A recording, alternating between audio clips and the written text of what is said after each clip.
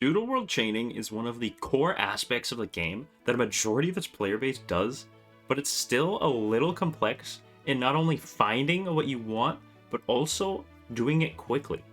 In this video, I'll not only go over how chaining works, but the tricks to chain as quickly or as conveniently as possible.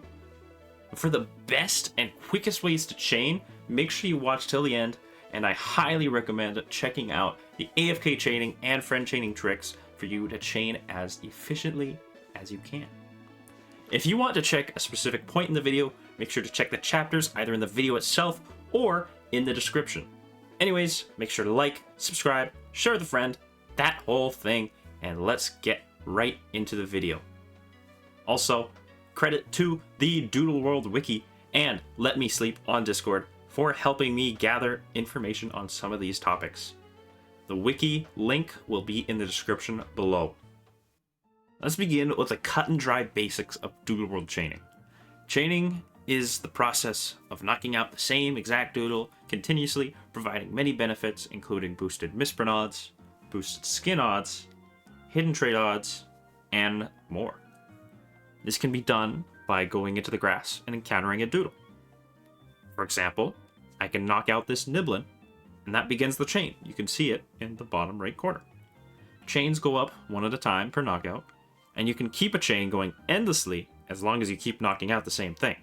However, if I encounter a different doodle and knock it out, like I knock out this Bunsweet, my Niblin chain is replaced by this new doodle's chain. If I catch any doodle during my chain, the chain is just broken. If my chain reaches 50, then your chain is locked. So, if I knock out a different doodle other than my Niblin chain, the chain will still remain active. This does not apply for catching. Catching, no matter what, will end the chain. Unless you have a chain capsule item. The chain capsule will allow you to catch a doodle that is not your chain without breaking it. So you could catch, maybe you find a random misprint Bunsweet on your Niblin chain. You can catch the misprint Bunsweet with the chain capsule and not break the chain. At the very start of the game, you will not be able to see what doodle you're chaining. But once you reach Graphite Lodge and complete the required help center task, Big Bully, you'll not only be given a tally counter, but a doodle scanner as well. The tally counter is what allows you to see the doodle you are chaining in the bottom right. If you click the doodle, a text box will show up describing your chain odds and if you have Prestige unlocked. This is a good way to gauge your odds and find out if you've maxed it out, in which case you won't need to boost your chain any longer and no need to knock out any more doodles. The doodle scanner is also a useful tool that allows you to find wild doodles without moving. It has a delay of 6 seconds and can be very convenient to use if you don't like moving around for every single encounter. However, this scanner only works in wild grass, not working for fishing or set encounters. Starry glasses are a useful item for F2P players as it provides a free alternative to the magnifying glass. When a doodle holding them is sent into play, it will say how many stars the opposing doodle has. Therefore, in a chain, you can determine if the wild doodle has 5 stars or 6 stars. Stars are a modifier on a doodle that help determine its stats. The more stars you have on a doodle, the more stats they get. It's about 5, I believe, plus stats in every single stat for each star. Every doodle can get from 1 to 6 stars, but you can only get that 6th star if you complete the doodle's full evolution lines tasks. The tasks can be found in the Doodlepedia, where each doodle has 3 and you can get a checkmark of completion and a little reward for completing it. Once you complete the entire evolution lines tasks, you can unlock a bunch of bonuses, including finding the 6th star, it with a prestige skin, 2 times misprint odds, 2 times hidden trait odds, and a higher cap on its skin odds. For the star odds, you'll have a 2% chance to find a 6-star doodle at a chain of 0, assuming you have tasks done. If you reach a chain of 25, you're guaranteed to find at least a 2-star doodle. At a chain of 50, it's guaranteed at least a 3-star doodle. 75 guarantees at least a 4-star doodle, and 250 plus, at least 250, guarantees it to be either a 5-star or a 6-star. And at this rate, your chances at finding a 6-star are 28.7%. Legendaries, also referred to as mythicals, are extremely rare doodles to find in the wild, but you can chain them too. For every legendary doodle you encounter and add to your chain is equivalent to a 10 chain of a regular doodle. Once you reach a chain of 10 or higher, then you'll be able to knock out other doodles without the fear of breaking the chain. Legendaries also have a bunch of different encounter rates, and here are all of them as of this video. If you want to find out how to encounter some of these legendaries, make sure to check out the Doodle World wiki, or maybe a video I'll release sometime soon.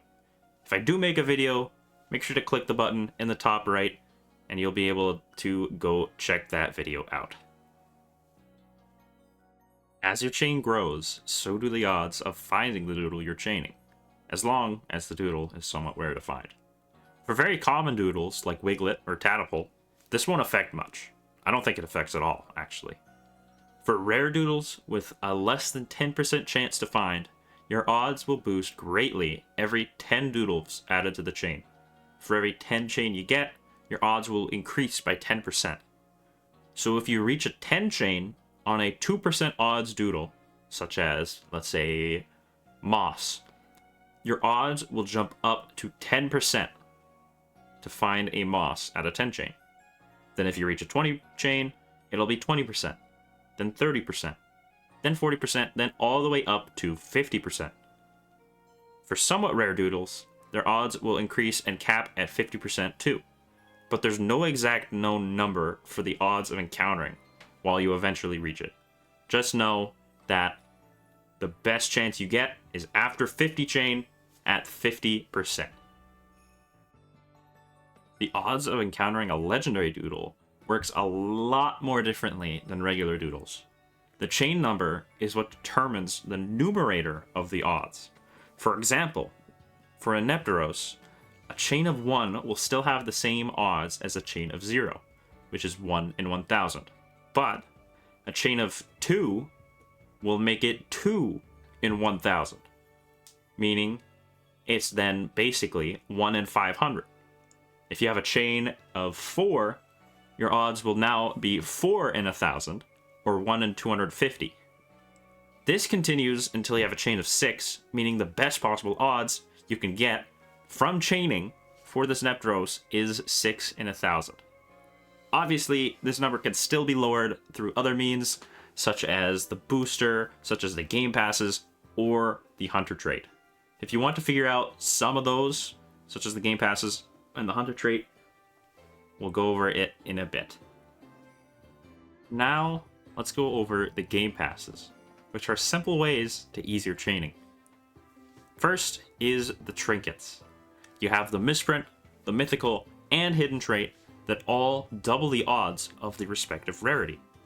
The misprint trinket costs 850 Robux, the mythical trinket costs 750, and the hidden trait trinket costs 700.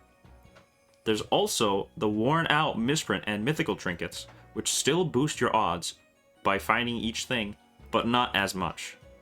To be exact, they boost your odds by about 11%. If you bought Gamepasses in the original game by WishZ, Project Pokemon, you can claim it from this NPC either in Graphite Lodge or Social Park. Otherwise, you can buy the worn out trinkets whenever they appear in the market, the misprint trinket usually being around 6,000 gems, and the mythical trinket usually being around 10,000.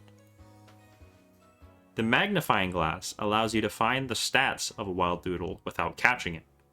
Things you can't easily notice, like stars, hidden trait, or stat buffs, can be easily viewed with the click of a button. There are ways around this for free, but they are a little complex, and you can find out later in the video. This Game Pass costs 450 Robux. There are also timed boosters that you can buy for gems. There is a 2x misprint chance booster, 2x roaming booster, 2x experience booster, and a +1 chain booster. You can buy each one by clicking the booster, then purchasing an amount of your choice. The best one, best value, bang for your buck, will probably be the hour or the 3 hours. The other ones, you get less time per cost, basically. Also, when starting the game, these boosters will automatically be turned on, so make sure to click the white box for all of them, turn them off, and only really want to use it when you want to. This last Game Pass also has a completely free alternative. The Chain Preserver Plus allows you to store your current chain and then work on a new one. To start, you'll only have 3 extra chain slots, but you can purchase it again and open up another slot. And eventually you can open up to 10 different slots. Each purchase is 50 Robux. There's also the regular Chain Preserver, which you can get completely for free in Graphite Lodge. First, you have to show this Wish NPC in the Healing Center 2 Doodles. First, you'll need to show him a Glubby to get a Champion's Belt. And then, after you do that, you'll be able to show him a different Doodle that gives you the Chain Preserver. The first item, the Champion's Belt, is pointless to chaining. It's just a small physical attack boost, but we have to give it first so we can actually unlock the other option. And this option is giving him a Needling. Once you show him a Needling, you'll get the Chain Preserver. And this item only allows you to preserve 1 single chain. You can find Needlings in the wild in the Oasis or on Route 7. Since this is pretty far away story-wise, you may also need to trade for one or find it in the roulette. If you don't have enough Robux to buy the Game Passes, no worry, you can trade for them. Players can buy Game Pass vouchers in the market for the same price as the Game Pass itself, allowing you to trade them. Most of them are, though, pretty expensive to trade for, so make sure to have some pretty valuable doodles to acquire these Game Passes, or maybe win a giveaway. I might host a couple or 2 every so often. If you want, by the way, giveaways and that sort, make sure to join Clustedia in the description below. Now, let's go over the doodles you have to use while chaining, as well as some other optional ones that provide some other bonuses. I'll also show where you can obtain these doodles, but to clarify, you can also just find them in roulette by trading, or sometimes just through events. Let's start off with Incandescent. This trait is given to Lilbulb and Joluminous, where if you leave a doodle with this trait at the front of your party, your odds at a higher star doodle will increase. At a 250 plus chain, your chances of a 6-star doodle bump up from 28.7% to 40%, assuming you have tasks done. Its effect is even better for earlier on chains, for doodles, and even for doodles without a chain at all. And I can say from experience that a lot of doodles I find that aren't on my chain still end up as a 6-star. Even misprints. The trait itself is one of the 2 regular traits Lilbulb and Joluminous have. The other is Entangle, which does not really have any outside use. You can obtain Lilbulb in Social Park at the Doodle Market, where you can buy 20 encounters for 1 VP. You can unlock the Social Park by reaching Von Sweetsville in the main story and going to Chef's Valley and back, then being able to unlock the subway, where you can travel all the way to Social Park. And one neat trick while chaining is that your Incandescent Doodle can also be knocked out and still provide the effect, as long as it's in your party. So, you can have a 5-star, or not a 5-star, of level 5 Lilbulb at the front of your party, knock it out, and then use your whatever attacking doodle you want and still have the Incandescent boost. Now, let's move on to Hunter. This trait is given to Swaptar, where if you have the doodle anywhere in your party, the chance of finding the doodle you're chaining increases. Once your chain reaches 10 or higher, the odds of encountering the doodle is increased by 10%. For route rare doodles, the odds will usually cap at 50% without Hunter, as I said before. With it, the odds will bump up to 60%. However, doodles with encounter rates above that 60% will not get any extra bonus, such as Catapult, who has a 98% chance of appearing. That ain't getting any bigger, buddy. But for legendary doodles, the numerator of the odds is increased by 3. For example, if you have a Glubby chain, which is 1 in 800, your odds with Hunter would now be 4 in 800, as long as you have a chain for it, or equivalent to 1 in 200. But as I said earlier, the numerator will only cap at 7. Now, let's move on to Scavenge. This trait is given to a bunch of doodles, including Lipo, Leazar, Glimmew, Glowcat, Threek, Bellbird, Chirpine, Jinglark, Foxy, Voller, and Fabulupin, and Dustoon. Every time you knock out a wild doodle, a doodle in your party with the Scavenge trait has a chance to find an item for you to keep. This item can range from bandages, to status healing, to capsules, to stat boosters, jellies, evolution items, and more. You can see the full list on the screen right now. This trait also stacks, meaning you can leave multiple doodles in your party with this trait and have the chance to scavenge multiple items from one wild doodle. There are also rarities on the items you can find, but if you exclusively want rarer items, leave your scavenger doodles at around levels 5 to 10.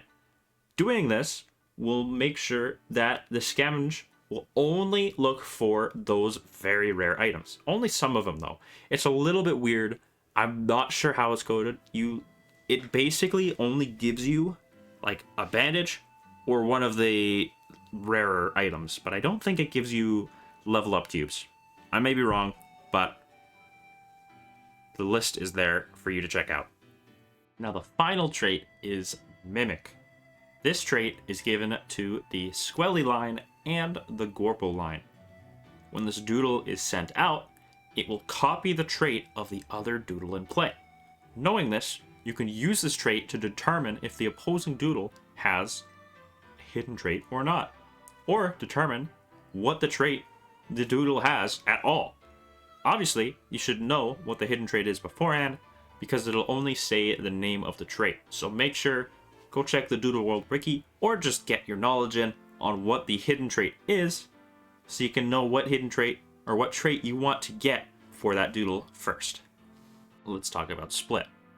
Bungo is an extremely usable doodle to use when knocking out wild doodles. And mainly, that's because of Split. It has the exclusive trait where if the Bungo is knocked out, it'll transform into a smaller version of itself and fully heal all of its health back. The neat part here is that after the battle is done, the Bungo will return to its biggest form and keep the health from before. Meaning that it basically is invulnerable unless you knock out the smallest Bungo. Knowing this, you can intentionally make it run out of moves, causing it to use Struggle. Struggle is a 40 base power physical typeless move that can still pretty easily knock out wild doodles. The issue, normally, is that it loses so much health that it gets knocked out very quickly after like maybe 1 or 2 knockouts of other doodles. But with the Split trait, it can infinitely use Struggle or Desperation as long as it doesn't get knocked out in its weakest form. And in the case of encountering wild doodles with a high enough level, you can usually just knock it out in one single hit, meaning it will never get down to its smallest form because it'll always go back up. And even if it takes 2 hits, you're almost guaranteed to just be fine. There's only like a few cases out there that can knock out Bungo, maybe like a Bull Duo with strong armor where its defense boosts every single time, and then it hits you with an earthquake or something.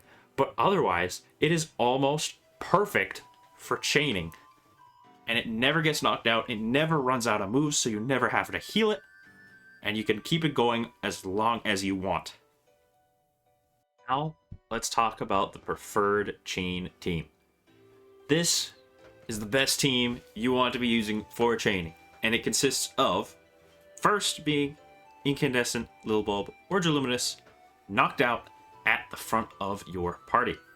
Make sure to have it at level 5, and one trick I personally use to have it get knocked out easier is to give it an unwashed plushie, so it gets diseased, which is essentially this game's version of toxic, as well as terrible equipments like coal that lower the stats of the Lil Bulb so that it will just get knocked out way easier by opposing doodles. Second doodle is Bongo, without any moves remaining, or any other doodle that you want to use that can knock out a bunch of other doodles. Make sure to give it one move only so that it runs out quicker. One trick you could use is going to Social Park and using the Move Forgetter to take away all of its moves except one. And this one move that I personally like to keep is Reverse Singularity, which Bungo learns at level 43. Use that. It's a support move, 5 uses, very quick, very easy to run out of it, and then you'll be able to use Desperation really quickly. The next doodle is Hunter Swaptar. Make sure to give it Glancing Blow. It's this game's equivalent to False Swipe, meaning that whenever you use it, it will never knock out the opposing doodle. It will always leave it at least 1 HP remaining. You can use that with the Swaptar, and it's a good 2-in-1 combo where you can easily catch the doodle that you want to catch, as well as find it easier with the Hunter trait. And finally, you have the 3 Scavengers. They can be any of the doodles that I clarified before. And also, make sure to leave them at a low level to not only lower the average level, but also get some rarer items from scavenging. Now, let's go on to why you want to have the Lil Bulb and the Scavengers at a low level. Legendary, Swarm, and VP Shop doodles actually use the average level of your party to determine its level. Knowing this, you should intentionally leave your unused doodles, which in this case would be the Lil Bulb, which is knocked out, as well as the 3 Scavengers, which are only there to give you extra items, at only level 5. Meanwhile, your attacker, which in this case could be Bungo, as well as your Swaptar, can remain at level 60, so you can guarantee that you knock it out easily, as well as be able to use Glancing Blow with the Swaptar. Now, for VP and Swarm encounters, the exact level is based on the average level of your party minus 5. So, if your average party level is 27, the Wild Doodle will be level 22. For Legendary Doodles, the level will be just the exact average of your party. So, an average party level being 27 means the Legendary will be level 27.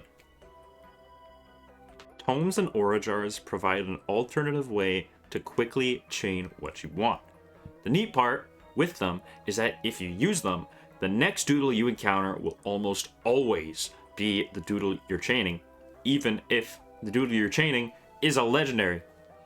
Therefore, if you use a tome on a Glubby chain, the next doodle you'll encounter is most likely going to be a Glubby. I say most likely because sometimes if you encounter a different legendary, full odds, like no chain, it will overlap the regular doodle. That's the if. That's very rare. It's happened to me once, but it can happen. So I wish you luck. Either way, you can combo this with the chain booster and basically get a +2 chain instantly by using a tome on the doodle you want. It's much better than a chain ticket in that sense, especially for legendaries. And then kickstart your chain right away. It's also smart to use this later in a chain if you're looking for a rarer version of a doodle and don't want to wait for the rarer encounter that you would have to wait for at like a 1 in whatever odds it is to even find them in the first place, because it's guaranteed to show up, almost guaranteed. And aura jars also work the same, but they give an aura instead of a tint on the doodle. And aura jars are even better to use later on because it only gives an aura, while a tome gives a tint, meaning you also will have the chance to find a tint on a doodle with an aura jar. With that, you can basically change your odds of finding, let's say, an MH tint legendary from 1 in like 10k, 1 in 20k, to only 1 in 500. That is massive. That you only need aura jars. So make sure to hold on to those aura jars, make sure to hold on to those tomes. This is a really smart way to chain legendaries. Another item you can buy is chain tickets. Now, chain tickets, there are the regular chain tickets, which boost your chain by 10, and then you have the gold chain tickets, which boost your chain by 50. Now, with legendaries, the regular one gives 1, gold gives 5, but either way, it is a really useful way to set up a chain and bump it all the way up to 50 so you can make sure that you don't accidentally break it partway through and get new doodles for your chain really quickly, instead of having to get the 2% chance 10 times to reach that 10 chain, if you know what I mean. You can buy these chain tickets in the shop for Robux, or you can get them through other means through the shops, event shops. You can get them in the battle pass. You can get them, I believe, in the Runic Island. And there's probably some other methods to get them, but they are very useful to kickstart your chain. Make sure to use those. Now, let's move on to Friendchaining. Friendchaining is the #1 quickest way to boost your chain in Doodle World by far. You're gonna definitely want to know about it after this. Friendchaining is when you chain the same doodle as one of your friends on the server. Every time they knock out a doodle, your own chain is boosted by 0.5. This sounds good on its own, but it gets better when you realize it stacks. Meaning, you can have a full server and get other players to chain the same doodle all together. And every single person that chains that same doodle will also get the 0.5. You will all get it together. That is insane. That is basically equivalent to a 7.5x boost on top of already chaining the doodle yourself. That's massive. That's so good. You can get hundreds of chain boosted in just an hour this way. It's so good. Now, obviously, most public servers won't have friend chaining all chaining the same thing, right? It'll be like you'll have a bunch of random people you don't know in public servers, and you probably won't be able to coordinate it well, which is why there are coordinated friend chain servers, such as my own, which will do dedicated friend chains to one doodle. Everybody will chain it together. It'll be massive. Everybody gets the big boost, and essentially you can get enough to basically chain for an MHT6 in just like an hour. It's that good. Or you could just bump up your chain as you usually would, all the way up to like 1,000 in just like a handful of hours. It's that good. So if you like to join a friend chain server that I have, we do friend chains every week. Usually get a pretty active group to do chaining. It's super useful. I highly recommend it. Make sure to join. Link is in the description. Now, there is one downside to this bonus, is that after you get 200 chain boosted, thanks to the friend chain bonus, the chain will then go down to 0.2 per friend chain bonus. So it doesn't, the big bonus doesn't last forever, but even after a 0.2 chain bonus, it's still like, you're basically getting like 3 times boost, even at the lower end. Also, you can get 250 cap if you are a premium user, so I guess if you want an extra 50, get premium, do that, have a good time. But the big thing is you are just gonna get a massive chain boost in such a short amount of time. This also works for legendaries, and there's still a 250 boost for legendaries. It's just that good. It's that good. So you better do it. That's all I have to say for this part, but it's so good. It is so good. Now, to finish off the video, this is the best way to chain in Doodle World today. It's AFK Chaining. Now, this strategy requires a struggle bungo, so make sure to go check out that part before reaching this one to know how to get that bungo as ready as you can possibly get it. Now, if you're on PC, you can use an auto clicker, but if you're on mobile, this will likely not work. I mean, there are ways you can download auto clickers on your phone, but I don't know. I don't chain on my phone, so you might have to learn that one yourself. There may be ways. I cannot guarantee it. It likely won't be as convenient anyways, especially for your device. So this is really recommended for people on PC. Now, the auto clicker you want to use, you can use any one you want.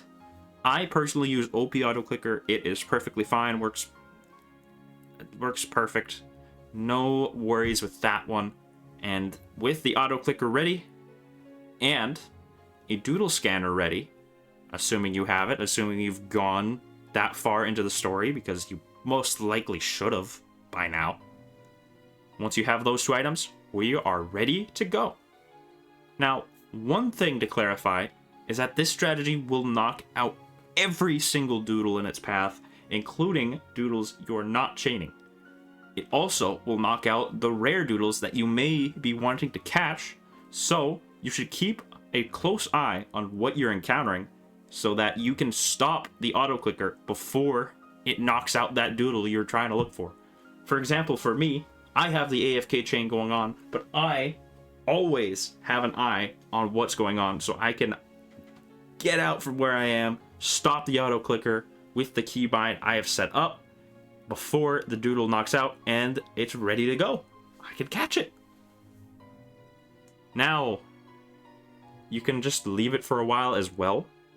Like, you can go away from it, let it knock out. Obviously, you'll run the risk of knocking out things that you don't want to knock out, but at the same time, you can think of it like you would not have seen those doodles in the first place because you wouldn't be playing the game if you're AFK, right? So you can just leave it running, go leave for a good 15 minutes, maybe grab a snack, grab some food, go spend time with your family, come back, and just like that, your chain's bumped up like 50 to 100. Like, that's some pretty good odds boosts. And then eventually, you'll just get an easier MHT6, MHT6, whatever it may be. It is so useful in that sense that you can just bump up your odds straight up by just letting it play. Letting it do its thing. And this is just how you do it. You grab the auto clicker, you have the bungo at the front of your party, assuming the Luminous or Lil Bulb is knocked out at the very front. You have the bungo first, you have it without its moves, so it will only use Desperation. You set up the auto clicker and move it right where the battle button is during a battle, and then turn on the auto clicker. Make sure the doodle scanner is on, by the way, because you won't be moving. You will just be re-encountering, and because Desperation works in a sense that when you hover over the battle button and you click it, it will just run Desperation. It will not check for moves first. It will not require you to click a move above as it usually would. So, you can just leave it there. Once you have that ready, you are good to go. That is it. That is all you have to do. And you are ready to AFK chain. Just assuming that you're above of a chain of 50 or a chain of 10 for legendaries, so you don't accidentally break your chain and get stuck in a giant loop of knocking out different bunches of doodles and never reaching 50 in a row. So, long story short, make sure your chain is above 50 or 10 for legendaries. Make sure your bungo has no moves remaining and is at the front of your party. Make sure you have the doodle scanner. Use the doodle scanner, turn on that auto clicker, and let it fly. And there you go. That's all you really need to know about AFK chaining. That is today's version of AFK chaining. Now, one little extra trick is to make sure your bungo has as high of an attack as possible, so it like can knock out one hit KO everything it can, as well as bumped up HP stat so it can withstand attacks as well. Now, this strategy basically, as of now, as a recording, works everywhere except with the Alchemist Grotto because of Bull Duo, because of Moai being a pain in the butt, and being able to still knock out the bungo with max attack, with maxed out everything, even with an enchanted ruby, by the way, which you can put on the bungo to boost its attack, because Desperation is a physical move. So basically you can use it anywhere but there.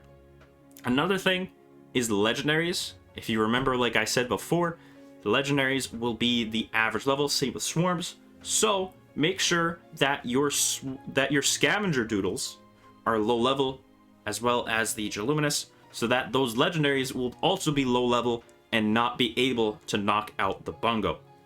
That's pretty much all you need to know about the AFK chaining. So, that's all. That's all I have for this chain guide video.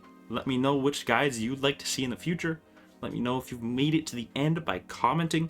And maybe, possibly, you'll be entered into a giveaway. Have a good one, folks. Good luck chaining. Good luck AFK chaining. And peace out.